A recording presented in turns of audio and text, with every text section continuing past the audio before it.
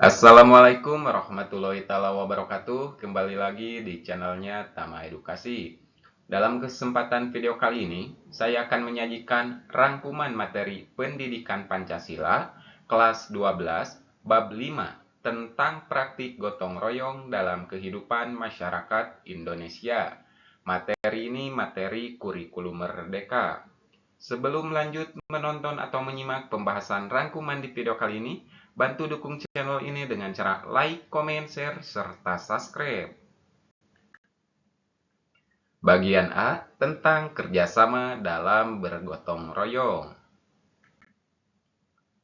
Hakikat dan makna gotong royong. Pengertian etimologis. Berasal dari kata gotong, yaitu pikul atau angkat, dan royong itu bersama-sama. Berarti gotong royong itu adalah melakukan sesuatu pekerjaan bersama-sama secara sukarela untuk mencapai tujuan bersama-sama tanpa pamrih. Sedangkan menurut pandangan ahli dan KBBI, menurut KBBI atau Kamus Besar Bahasa Indonesia, gotong royong adalah kerjasama, tolong-menolong atau saling membantu. Menurut Koen Jaraningrat menegaskan, gotong royong sebagai manifestasi solidaritas sosial masyarakat tradisional. Kerjasama versus gotong royong. Kerjasama modern, yaitu bersifat formal, terstruktur, berorientasi kontrak atau profit, serta dibatasi oleh target waktu dan keahlian spesifik. Gotong royong tradisional, yaitu bersifat sukarela, tidak terikat kontrak formal, mengandalkan kedekatan emosional, serta dilandasi nilai kebersamaan kekeluargaan. Persamaan aspek, yaitu keduanya melibatkan minimal dua pihak, memerlukan komunikasi efektif, serta memiliki tujuan bersama yang ingin dicapai. Unsur pokok dalam bergotong royong. Yang pertama adalah keikhlasan, yaitu didasari rasa peduli tanpa mengharapkan imbalan materi secara langsung dari pihak yang dibantu. Selanjutnya tentang kebergantungan. Kebergantungan yaitu kesadaran bahwa manusia adalah makhluk sosial yang saling membutuhkan sumber daya dan informasi. Tujuan bersama, yaitu pekerjaan berat, diringankan secara kolektif demi tercapainya kepentingan kelompok atau masyarakat luas. Solidaritas sosial. Kerjasama dalam kerangka gotong royong memupuk kohesi sosial yang kuat di tingkat akar rumput. Hubungan antar warga tidak sekedar relasi transaksional, melainkan ikatan batin yang menjamin terciptanya keamanan dan ketentraman lingkungan. Bagian B tentang nilai gotong royong dalam kehidupan masyarakat Indonesia. Gotong royong sebagai identitas nasional, yaitu warisan leluhur. Maksudnya adalah mengakar kuat di berbagai suku di Indonesia, contohnya Ngayah di Bali, Marsialafari di Mandailing. Pancasila sila ketiga, yaitu jiwa gotong royong merupakan inti sari dari persatuan Indonesia, dan sila kelima yaitu keadilan sosial.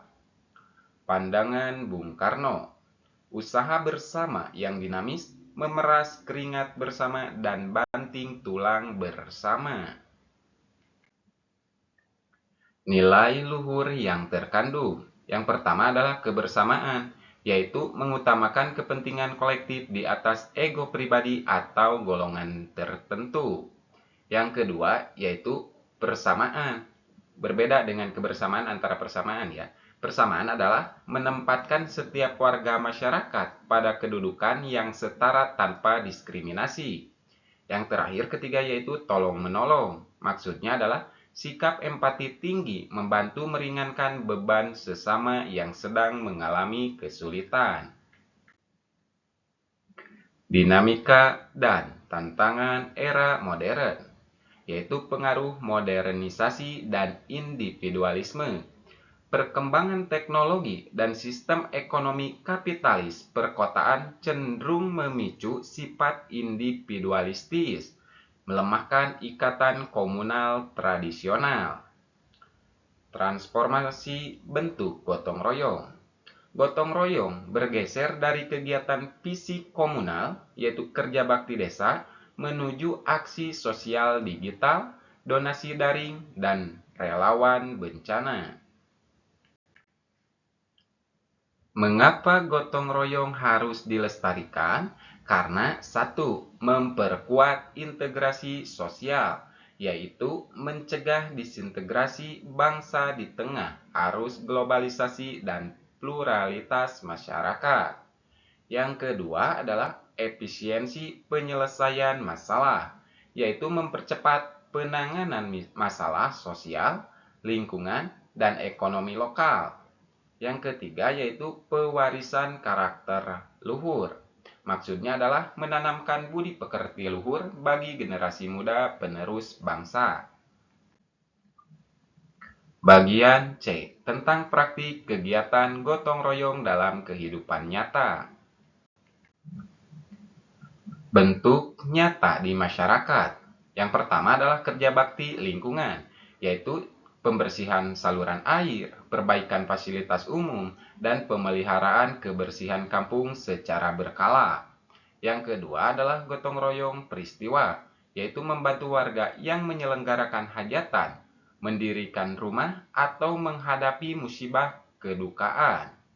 Yang ketiga adalah tanggap bencana, yaitu kolaborasi posko darurat, evakuasi, dan distribusi bantuan kemanusiaan bagi korban bencana alam. Peran pelajar dan sekolah. Praktik gotong royong di lingkungan sekolah dapat diwujudkan melalui piket kelas bersama, kerja bakti membersihkan halaman sekolah, hingga proyek kelompok kurikulum merdeka.